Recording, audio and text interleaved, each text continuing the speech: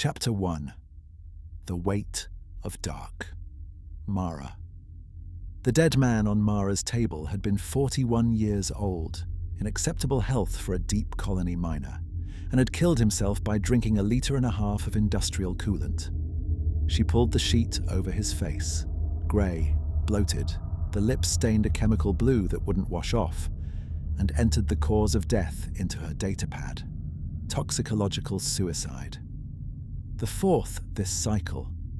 She'd file the report with Lena's office by end of shift, and Horizon would process it within 6 to 8 weeks, at which point a form letter would be sent to whatever family Gregor Asmus had left on Earth, informing them of his passing and the termination of his contract benefits.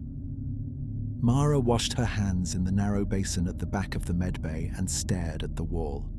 The fluorescent panel above her buzzed at a frequency she'd stopped consciously hearing about 2 years ago, but which lived somewhere in the back of her skull, a permanent resident. The water was lukewarm. It was always lukewarm.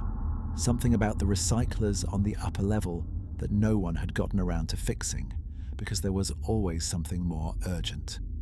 Tenebris, from the Latin, meaning darkness. Someone at Horizon's naming department had either possessed a grim sense of humor or no education whatsoever. Mara had never determined which. The colony sat on a world that barely qualified as habitable. The star it orbited was a dim red dwarf that provided just enough energy to keep the planet from being a frozen rock, though not by much. Surface temperatures averaged 40 below in the mild season. The atmosphere was breathable in the technical sense. You wouldn't die immediately. But the oxygen content was low enough that prolonged exposure caused hypoxia, and the wind carried particulate matter that would shred your lungs over time. Nobody lived on the surface. Nobody wanted to. Instead, they'd gone down. The cave systems beneath Tenebris's northern crust were vast, thermally stable and rich with mineral deposits that made Horizon's shareholders salivate from 30 light-years away. The colony had been built into the upper caverns, carved, reinforced, pressurized and sealed into something that almost resembled a place where humans could live. 412 people spread across 3 main tiers: upper level, administration, medical, communications, the hab quarters where people slept in rooms roughly the size of a generous coffin, mid-level, ore processing, equipment maintenance, hydroponics, the canteen, and the closest thing Tenebris had to a social hub. A repurposed storage bay someone had filled with mismatched furniture, and a still that produced something Mara refused to drink, but regularly treated the consequences of. Lower level, the mines themselves, branching downward into the planet's guts like the roots of a concrete tree. Mara had been here for 3 years. Her original contract had been 2. When it expired, Lena had sat her down in the admin office and explained, with the rehearsed sympathy of someone who'd had the same conversation many times, that Horizon was offering a retention bonus of 1.5 times her remaining debt balance if she extended for 18 months. Mara had done the maths. She'd done the maths again. Then she'd signed, because the maths didn't change no matter how many times you ran it. And another 2 years on Earth drowning in debt wasn't freedom either. That had been 13 months ago. 5 to go. She was counting. She finished with Gregor's file, sealed the body in cold storage. The colony didn't have the facilities for burial or cremation, so the dead were kept frozen until the next supply ship could take them home, which meant Gregor would be sharing a wall with 3 other bodies currently in storage, and stepped into the corridor. The upper level was quiet. It was 3rd shift, the dead hours between the second crew clocking off and the first crew waking. The corridors were narrow, low-ceilinged, lit by strips of pale LED that gave everything the same washed-out complexion. The walls were prefabricated panels bolted to the cave rock, and in places where the seals had degraded, you could see the stone behind them. Dark, wet, glistening faintly. The air smelled like recycled nothing. Not clean, not dirty, just used. Mara walked the 40 meters from the medbay to her quarters, nodding to a passing technician whose name she should have known, but didn't. She keyed her door, stepped inside, and sat on the edge of her bunk without turning the light on.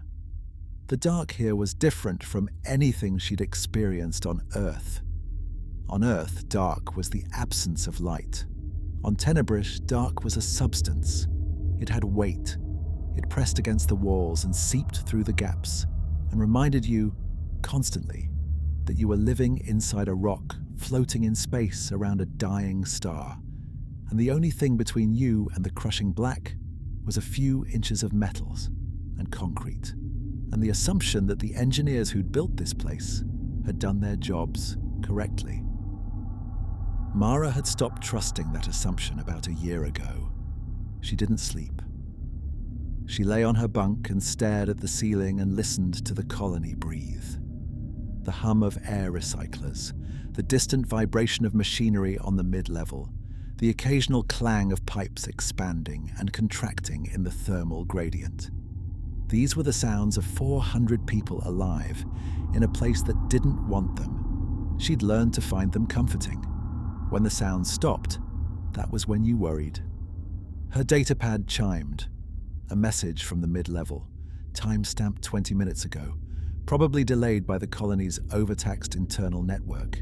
Survey Team 6 returning from deep expedition. 4 crew, all accounted for, requesting standard medical clearance. Mara read it twice. Deep expedition meant they'd been below the mapped sections, pushing into new cave systems. These were the runs that made Horizon money. Find a new vein, log it, get a bonus that almost compensated for the risk. Standard medical clearance was protocol after any extended time in the deep caves. Check for hypoxia damage, fungal exposure, minor injuries, the usual. She could do it in the morning. They'd be tired, hungry, wanting to shower and sleep. It could wait. She got up anyway.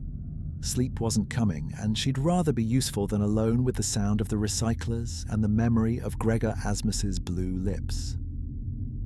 The lift to the mid-level was a caged platform that descended through a shaft carved directly into the rock. It groaned and shuddered in a way that had concerned Mara deeply during her first month, and which she now registered only as transit. The mid-level was busier. Third-shift skeleton crew running the processors, a few technicians doing maintenance on equipment that should have been replaced 2 supply cycles ago. The air was warmer here, thicker, tinged with the mineral smell of crushed rock and the ozone bite of cutting tools. She found Survey Team 6 in the staging area near the main shaft entrance. 4 of them still in their expedition gear, dust-caked and heavy-eyed. They looked like people who'd been underground for 72 hours, which was exactly what they were. Jonas Wren was first to see her. He was sitting on the equipment crate, helmet off, running a hand through hair that was grey and matted with sweat. He was a big man, thick through the shoulders, with the kind of weathered face that suggested he'd been doing this longer than most people could tolerate. He looked up at Mara and managed something that was almost a smile. "Doctor," didn't expect the personal welcome. "Couldn't sleep," Mara said. "Figured I'd get your clearances done now so you don't have to drag yourselves to medical in 6 hours." "Appreciated."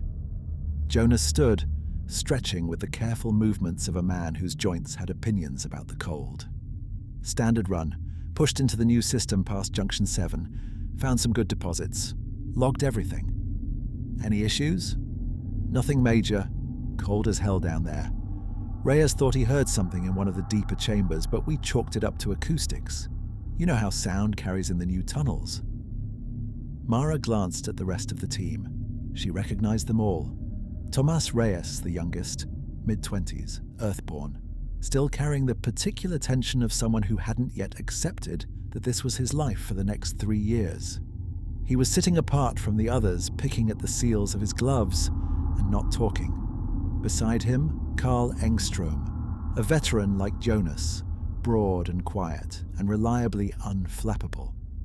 And finally, Petra Novak, the team's geological surveyor who was crouched over a sample case with the focused expression of someone cataloguing her finds. "Petra," Mara said, "what did you bring back?" Petra looked up.